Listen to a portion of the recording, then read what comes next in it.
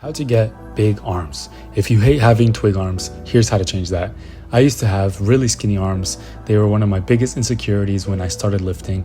Now they're probably the body part I get complimented on the most.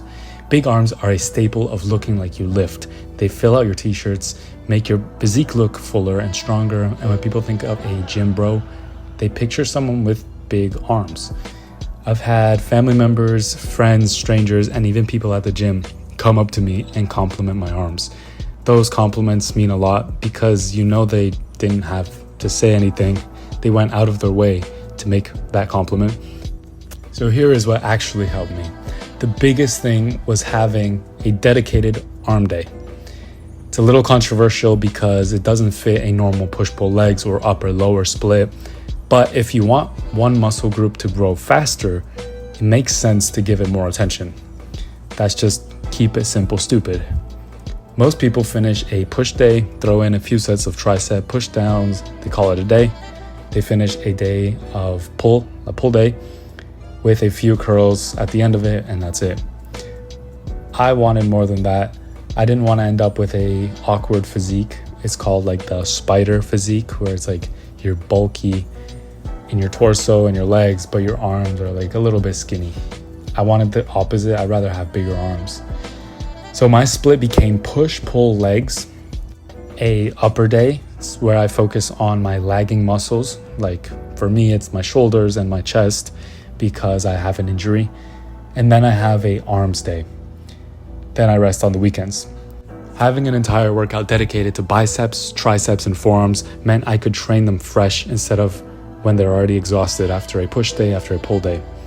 During that workout, I alternate between biceps and triceps. So I will do a bicep exercise, then a tricep exercise, then back to biceps, then triceps again, while throwing in some forearm work throughout the session and then hitting them really hard at the end of my workout.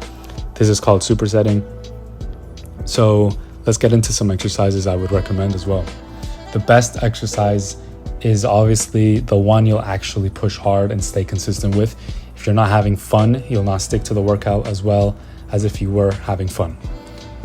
Some of my personal actual favorite workouts and exercises are the easy bar curls, hammer curls, cable pushdowns, overhead cable extensions, and 21s.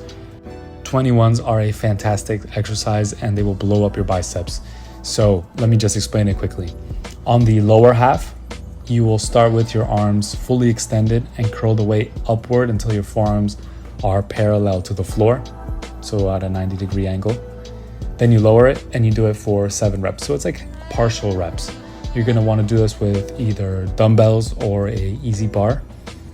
Then you do upper half. So start with your elbows at the 90-degree angle, so your forearms are parallel to the floor, and curl the weight all the way up to your shoulders, and then do 7 reps of those. So back to the 90-degree angle mark.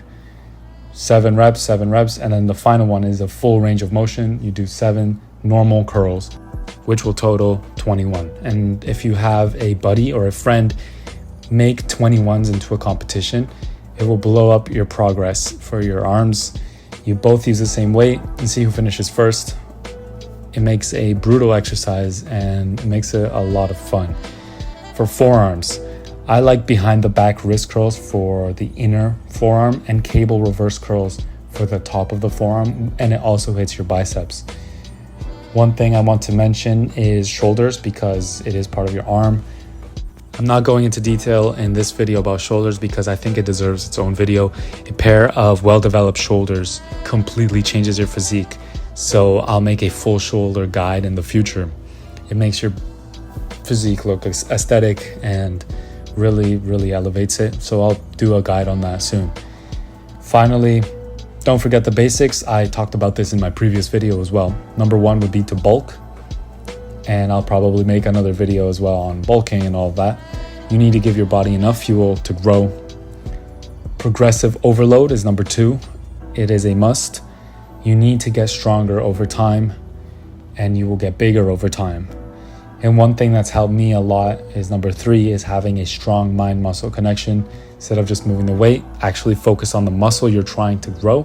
When you're curling, for example, Think about squeezing your biceps as hard as you can through every single rep. Visualize the bicep getting bigger and growing.